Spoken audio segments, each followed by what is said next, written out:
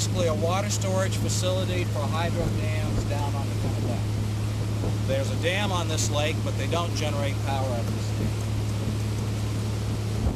Now this is the north branch coming in, the south branch coming in behind us, and just ahead is where they form the Deb River.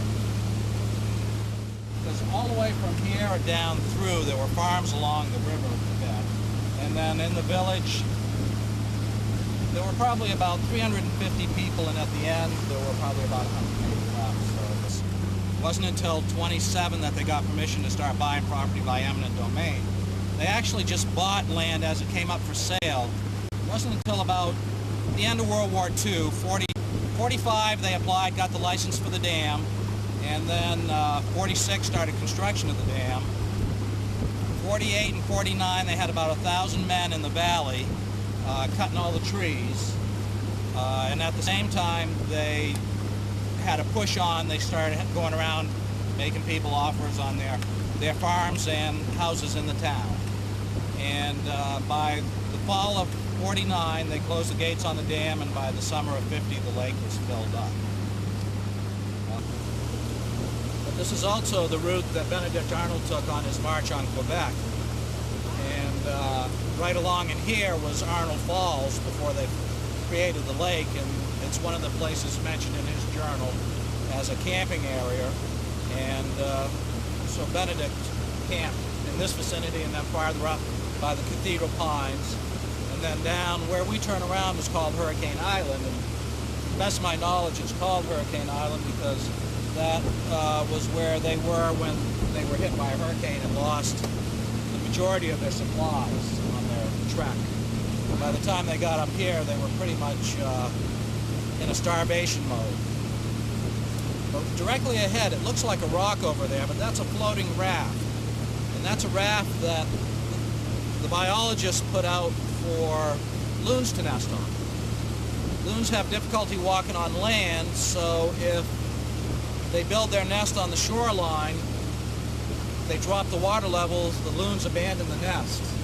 So they have 6 or 8 of those floating rafts spread around the lake.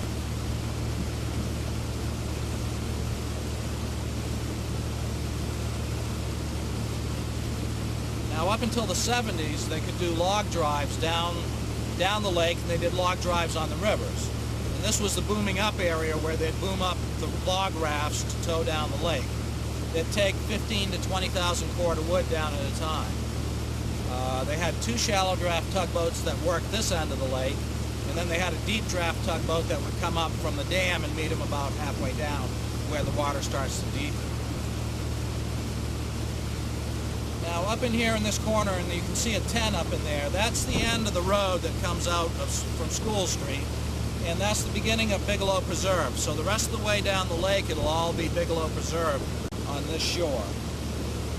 So you can drive that far, and then there's a gate across the road. You can't go any farther. Now before they created the lake, Route 16 used to come up through the lake and come in, and it would connect to that road there and go into Stratton. Once they created the lake, they moved 16 down in New Portland, send it over to Kingfield, and then connected to 27. And then branches off over the range in Stratton.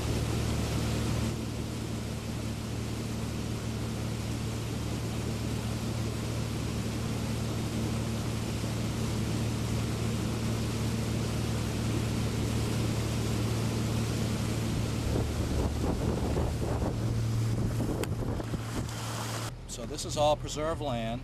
This is the end of the Bigelows, the little Bigelows.